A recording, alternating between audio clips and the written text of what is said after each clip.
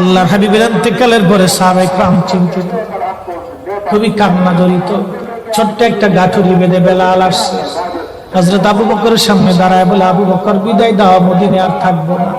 কেন রে বেলাল, কি জন্য মদিনায় থাকবে না? কিসের অভাব, কিসের কষ্ট? কেউ কি তোমাকে ব্যথা দিয়েছে না তোমাকে মেরেছে? নাকি তোমার কোনো অভাব আছে? বলো, বাইতুল মাল থেকে মাসিক বেতন দিয়ে দিব। বেলাল বলে, আবু বকর রে, আমার যে অভাব, কোনদিন কি সেই অভাব পুরা করে দিতে পারবা? বলো রে বেলাল, তোমার কিসের অভাব?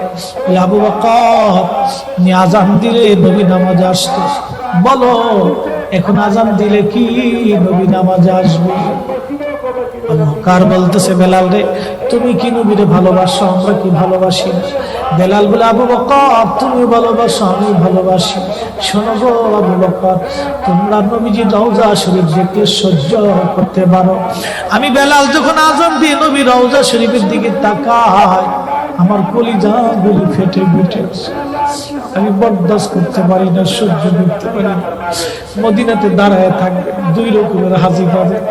যখন 7 নম্বর গেট দিয়ে বাবু সালাম দিয়ে হাজিরা ঢুকে সালাম দিতে দিতে যায়, কিছু নবীর পাগল আছে, রওজার সবুজ মিনারা দেখলে চোখ বেয়ে বেয়ে পানি আসে, রওজা শরীফে ঢুকলে তারা হাওয়া করে কাঁদতে থাকে, আর মতুয়াগুলি খালি ধমক দেয়।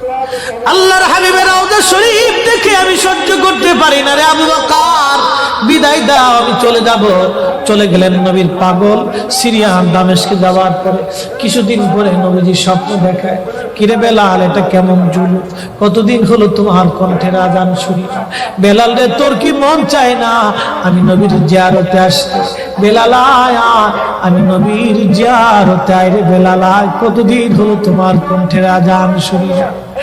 স্বপ্ন যখন নবীজি দেখাইছে, এ মুসলমান, হযরতে বেলাল সুদূর সিরিয়ার দামেস্ক থেকে পাগলের মতো দৌড়াইলেন, পাগলের মতো ছুটে আসলেন।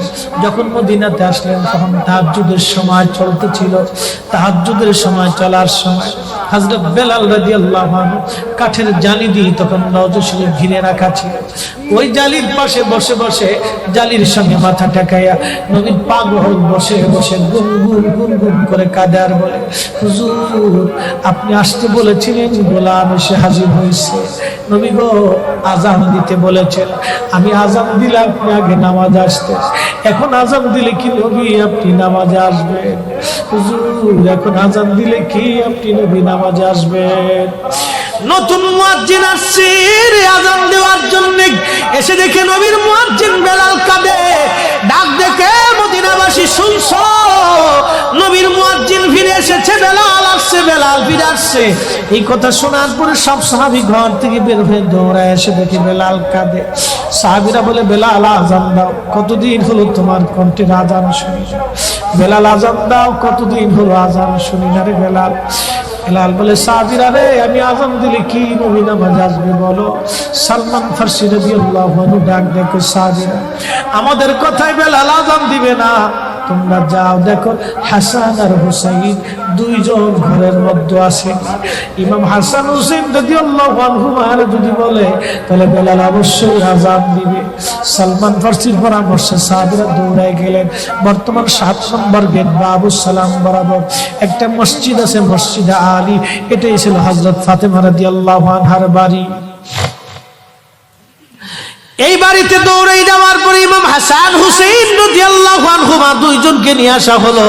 দুইজনকে নিয়ে আসার পরে হযরত ইমাম হাসানকে দেখতে আমার নবীর মতো দেখা যাইত, চেহারাটা রাসূল করিমের চেহারার মতো ছিল।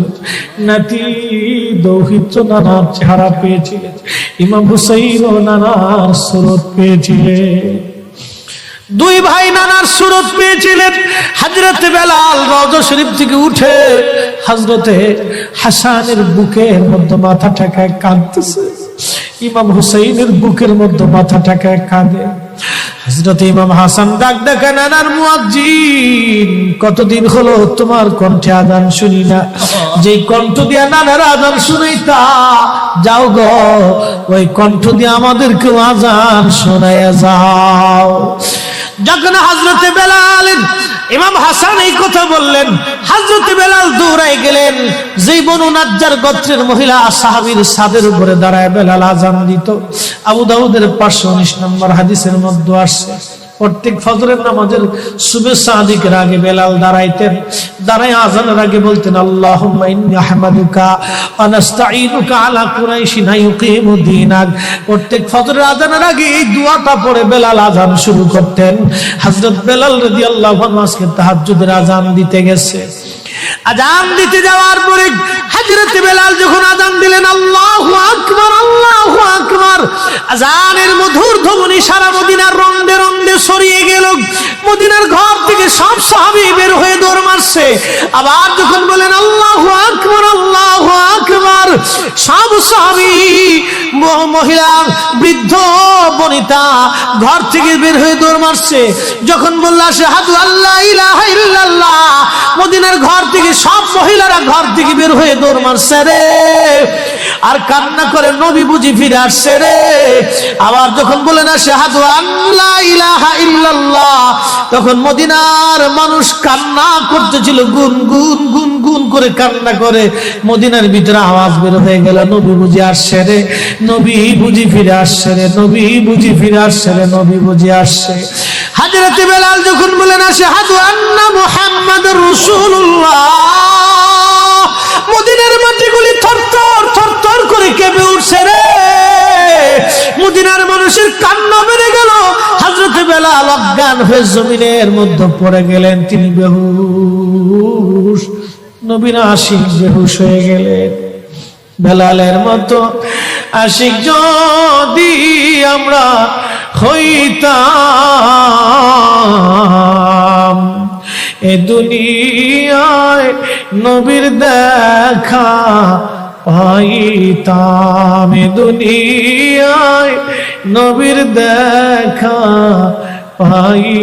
পাইতাম।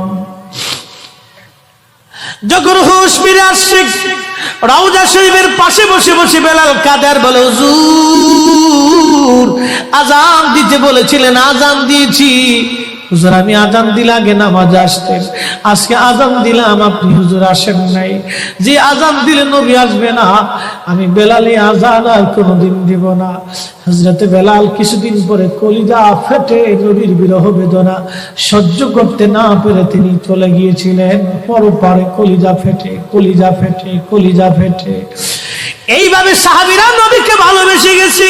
কত সাহাবী কত ভাবে নবীকে ভালোবাসছে রে।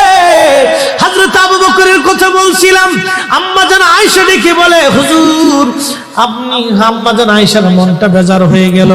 আল্লাহর নবী ডাক দিয়ে বলতেছিলেন আয়েশা রে, মনটা তোমার বেজার কেন হয়ে গেল? আম্মা জান বললেন হুজুর দ্বীনের জন্য আমার আব্বা জান সব সম্পদগুলি বিলীন করে দিয়েছে, ভালোবেসে আপনার সঙ্গে আমার বিবাহ শাদী দিয়েছে। ইয়া রাসূলুল্লাহ, ভাবছিলাম আপনি আমার আব্বা জানের কথা বলবেন, যে আকাশের তুল্য নেক আমার আব্বা জানের আমলনামায় আছে। আল্লাহর নবী ডাক দেখো আয়েশা রে, তোমার আব্বা জানের এক রজনীর আমল যদি এক পাল্লায় দাও, আমার উম্মতের সব উম্মতের আমল যদি আর এক পাল্লায় দাও, আমার আবু বকরের এক রাত্রে আমলের ওজনের সমান হবে না। আম্মা জান বলে হুজুর কোন রাত কোন রাত কোন রাত? নবীজি বললেন আয়েশা রে, সেটা হিজরতের রাত। বহুদিন আগে বলেছিলাম আবু বকর হিজরত করা লাগতে পারে, এই কথার জন্য হিজরতের রজনীতে আমি হযরত আলীকে ঘরের মধ্যে রেখে আমি যখন চলে আসলাম, হযরত আবু বকরের ঘরের দরজায় ছোট্ট করে টুকা দিয়ে বললাম আবু বকর দরজা খোলো। সাথে সাথে দরজা খুলে গেল। জিজ্ঞেস করলাম আবু বকর তুমি কি ঘুমাও নাই? আবু বকর ডেকে বলে ইয়া নবী আল্লাহ, বহুদিন আগে বলেছিলেন হিজরত করা লাগবে।